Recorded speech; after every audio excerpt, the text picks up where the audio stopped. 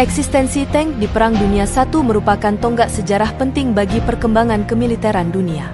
Karena pada era ini, konflik antar negara mulai menggunakan tank sebagai kendaraan lapis baja penentu alur peperangan. Meskipun pada saat itu, bentuk fisik dan teknologi tank masih bisa dikatakan primitif atau tidak secanggih di era modern seperti saat ini, namun keberadaannya sukses merubah taktik, strategi, dan jalannya peperangan. Perang Dunia I, yang juga dikenal sebagai Perang Besar atau Perang Eropa, merupakan konflik global yang berlangsung dari 28 Juli 1914 hingga 11 November 1918. Perang ini melibatkan sebagian besar negara di dunia, terbagi menjadi dua pihak yang beraliansi. Blok Sekutu, terdiri dari Inggris, Prancis, Rusia, yang bergabung hingga 1917, Italia, sejak 1915, Jepang, dan Amerika Serikat, yang bergabung sejak 1917. Blok Sentral, terdiri dari Jerman, Austria-Hongaria, Kesultanan Utsmaniyah, dan Bulgaria. Pada Perang Dunia Pertama ini menjadi saksi lahirnya tank dan menandai perubahan besar dalam strategi peperangan. Karena sebelumnya peperangan statis berbasis parit masih mendominasi. Ciri dari perang ini adalah senjata mesin musuh yang menghujani parit membuat serangan frontal infanteri sangat sulit dan hampir mustahil. Kebutuhan untuk menerobos kebuntuan ini melahirkan konsep tank. Tank diharapkan bisa melintasi parit, menahan tembakan senjata mesin, dan melindungi infanteri saat maju. Pada saat itu kedua belah pihak mulai menggunakan tank, meskipun masih sederhana dan dalam jumlah skala yang terbatas. Tank yang pertama adalah Mark I Inggris. Tank Inggris Mark I adalah pelopor tank yang diproduksi dan digunakan dalam pertempuran. Munculnya tank ini didorong oleh kebutuhan untuk menembus kebuntuan perang parit pada Perang Dunia I. Mark I, yang mulai beroperasi pada tahun 1916, memiliki desain yang masih primitif dibanding tank modern. Bentuknya menyerupai kotak baja besar dengan roda penggerak seperti traktor di bagian belakang dan roda kemudi kecil di depan. Tank ini memiliki lapisan baja setebal 10 mm yang mampu melindungi awak tank dari tembakan senjata ringan. Pada persenjataannya, tank dibagi dua versi, yaitu versi male, yang dilengkapi dua meriam 57 mm dan 3 senapan mesin Lewis. Dan yang kedua adalah versi female, yang dilengkapi 5 senapan mesin Lewis. Mark I memiliki banyak kekurangan, terutama pada mobilitasnya yang lambat. Dengan bobotnya 28 ton hanya mampu mencapai kecepatan maksimum hanya sekitar 6,4 km per jam. Tank ini juga sering terjebak di lumpur atau parit yang dalam. Selain itu, mesin yang menggunakan bahan bakar bensin sering mengalami masalah mekanis. Tank yang diturunkan selanjutnya adalah Mark IV Inggris. Sebagai penerus Mark I, kemunculan tank Inggris Mark IV pada tahun 1917 menandai kemajuan signifikan dalam teknologi tank pada Perang Dunia I. Dibandingkan pendahulunya, Mark IV mengalami peningkatan performa dan kemampuan tempur. Pada bentuknya masih mengusung bentuk dasar kotak baja, namun dengan beberapa penyempurnaan untuk meningkatkan kemampuan manuvernya. Tank ini memiliki lapisan baja yang lebih tebal, mencapai 12 mm pada bagian depan, memberikan perlindungan lebih baik terhadap tembakan senapan mesin dan artileri ringan. Pada variannya, tank ini dibagi menjadi 3, yaitu versi male, dilengkapi dengan meriam 57 mm dan 4 senapan mesin Lewis, serupa dengan versi male Mark I, namun dengan penempatan senjata yang lebih optimal. Versi female, dilengkapi dengan 5 senapan mesin Lewis, sama seperti versi female Mark I. Varian ketiga adalah tank tender, varian pendukung tanpa senjata yang digunakan untuk membawa perbekalan dan amunisi untuk tank lainnya. Sedangkan pada mobilitasnya, tank ini lebih cepat dan lincah jika dibanding Mark I, yang mampu mencapai kecepatan hingga 7,9 km per jam, meskipun pada bobotnya kurang lebih sama, berada di 28 ton. Peningkatan ini berkat penggunaan mesin yang lebih bertenaga dan suspensi yang lebih baik.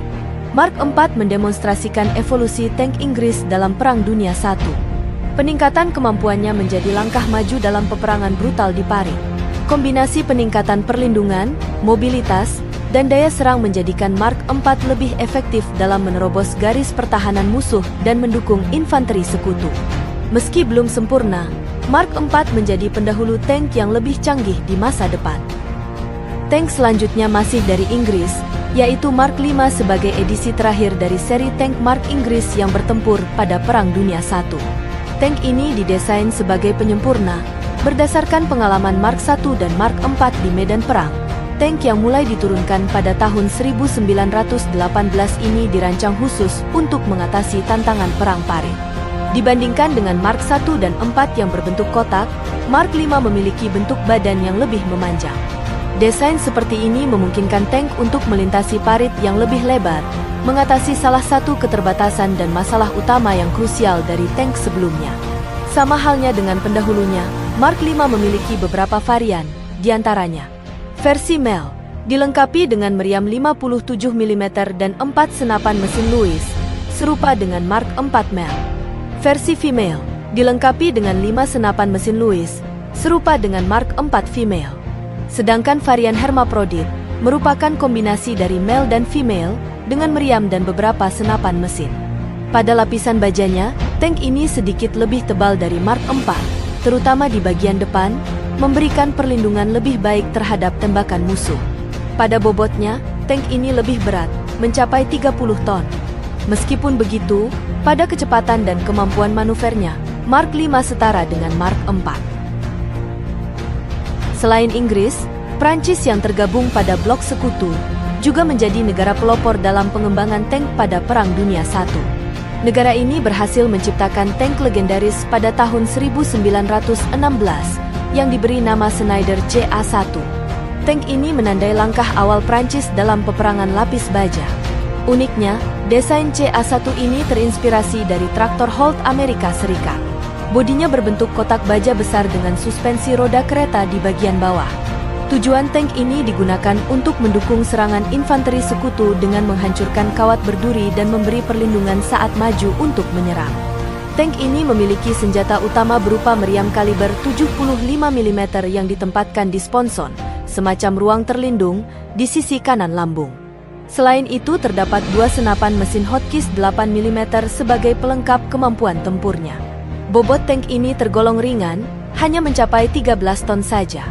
Namun kecepatan CA1 hanya sekitar 7 km per jam, dan bodinya yang besar sering menjadi sasaran empuk tembakan artileri musuh. Pada ketebalan lapisan bajanya, CA1 memiliki ketebalan berbeda, tergantung pada lokasi di bodinya. Bagian depan yang vital memiliki ketebalan antara 10 hingga 12 mm, sedangkan bagian belakang atau samping memiliki ketebalan antara 6 hingga 8 mm. Meskipun banyak memiliki keterbatasan, keberadaan Schneider CA1 merupakan tonggak penting bagi Prancis dalam sejarah tank. Tank ini menjadi cikal bakal pengembangan tank Prancis selanjutnya yang menunjukkan potensi kendaraan lapis baja mereka dalam peperangan. Berikutnya tank Saint-Charmant Prancis yang merupakan tank berat yang memasuki medan perang di tahun 1917. Meskipun bukan yang terbaik, Saint-Charmant memiliki ciri khas tersendiri dan turut berperan dalam pertempuran brutal saat itu. Dibandingkan tank lain pada masanya, Saint-Charmant memiliki bentuk yang tidak biasa. Kabin pengemudi berada di bagian depan atas, menyerupai loteng pengintai pada kubu pertahanan. Sementara itu, meriam utama ditempatkan di depan menyerupai kasemat, yaitu ruang senjata pada benteng. Tank ini dibekali meriam utama kaliber 75 mm. Selain meriam utama, Saint-Charmant juga dilengkapi dengan 4 senapan mesin 8 mm yang tersebar di sekeliling lambung tank. Senjata mesin ini berguna untuk menangkal serangan infanteri musuh dari berbagai arah. Saint-Charmant memiliki lapisan baja yang lebih tebal dibandingkan tank Prancis lainnya Schneider CA1. Ketebalan lapisan baja tank ini 20 hingga 40 mm. Namun, bobotnya yang berat, mencapai sekitar 24 ton menjadi kekurangan, sehingga kecepatannya hanya 8 km per jam saja. Meskipun sebenarnya tenaga mesin tank ini 2 kali lipatnya tank Schneider CA1, bobot berat membuat Saint-Charmant lambat dan sulit bermanuver. Hal ini semakin menjadi masalah di medan perang yang penuh parit dan lumpur. Peran Saint-Charmant tidak sebesar Schneider CA1 di medan pertempuran. Penyebabnya karena produksi tank ini terbatas, tidak sebanyak tank Schneider CA1 yang menjadi andalan negara Prancis. Berikutnya adalah tank ringan FT-17 Perancis. Tank ini merupakan salah satu tank paling berpengaruh dan revolusioner dalam sejarah. Meskipun terbilang terlambat, karena muncul di medan pertempuran pada tahun 1918 menjelang akhir Perang Dunia Pertama, desain inovatifnya berdampak besar pada perkembangan tank hingga era modern. Inovasi utama FT-17 adalah kubah senjatanya yang bisa berputar penuh 360 derajat. Fitur ini mungkin terlihat umum untuk tank modern saat ini, namun pada saat itu, merupakan terobosan besar. Kubah putar memungkinkan tembakan bisa diarahkan ke segala sisi, meningkatkan kemampuan tempur dibanding tank lainnya yang terbatas pada sudut tembakannya. Dibandingkan tank Prancis sebelumnya seperti Schneider CA1 dan Saint-Charman, FT-17 memiliki desain yang lebih ringan dan ringkas. Bobotnya yang lebih ringan, sekitar 7,2 ton membuatnya lebih mudah bermanuver di medan perang saat itu yang penuh parit. Mesin tank ini berukuran kecil yang hanya mampu memuntahkan tenaga sebesar 35 HP dan mencapai kecepatan maksimum 7 km per jam. Kecepatan FT-17 tidak tinggi menurut standar modern. Namun, desain yang ringan dan manuver membuatnya dinamis dan efisien di medan perang saat itu. Mobilitas ini menjadi salah satu keunggulan FT-17 dalam pertempuran. Tank ini bisa dipersenjatai dengan berbagai senjata tergantung kebutuhan. Varian paling umum menggunakan senapan mesin 8 mm, namun ada juga varian dengan meriam 37 mm untuk daya hancur yang lebih besar. Ketebalan lapis baja FT-17 dirancang untuk keseimbangan antara perlindungan dan mobilitas.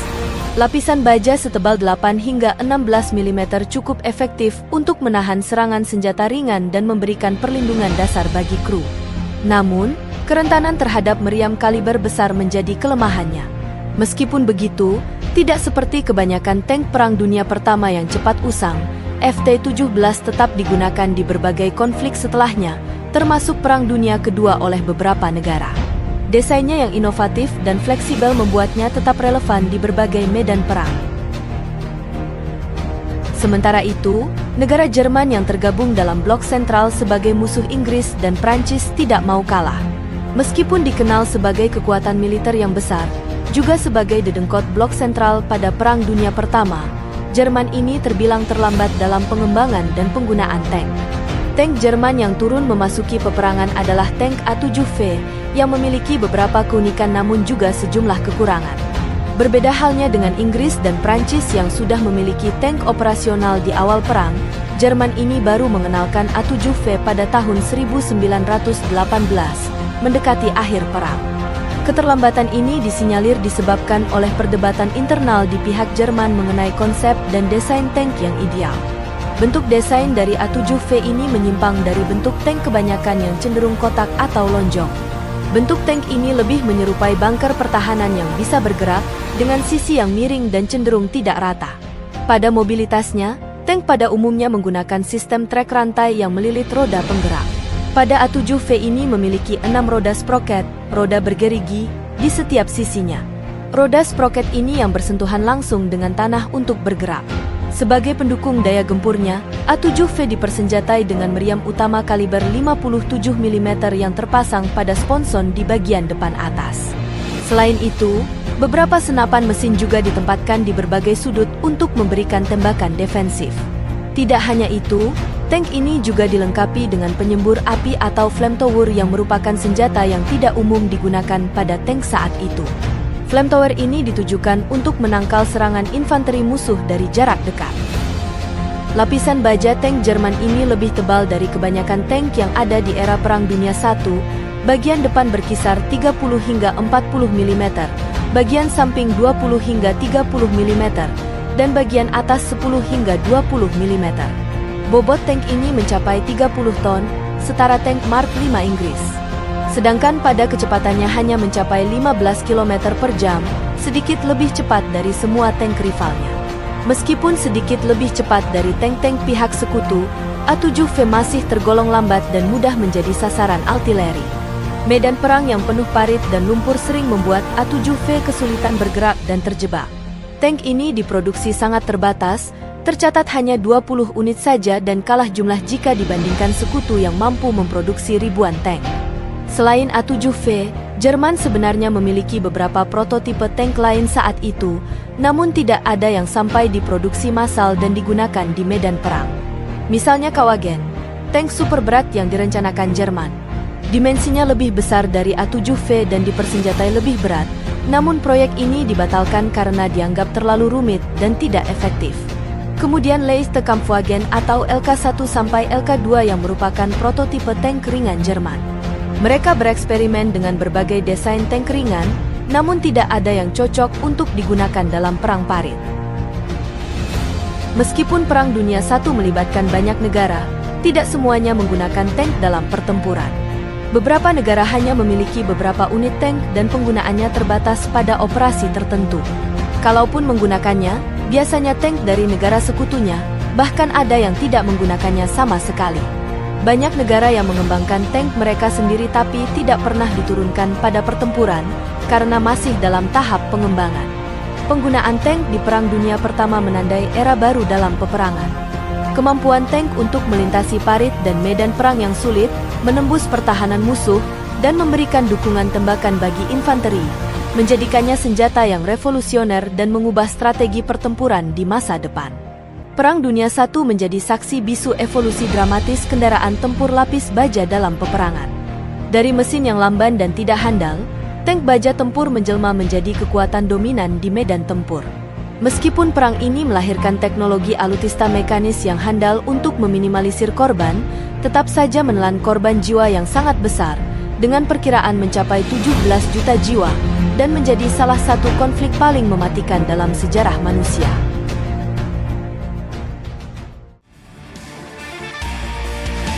Semoga konten ini bisa menambah wawasan dan menjadikan kualitas hidup kalian jadi lebih baik lagi. Ingatlah akan hal ini. Seni tertinggi dalam ilmu perang adalah jika bisa menundukkan musuh tanpa harus bertempur. Menguasai daratan yang luas tanpa pertumpahan darah. Jika dianggap bermanfaat silahkan like, follow, dan subscribe. Dan jika ada yang ingin disampaikan, atau ada masukan juga request untuk pembahasan konten selanjutnya, silahkan isi kolom komentar. Sampai jumpa di konten berikutnya.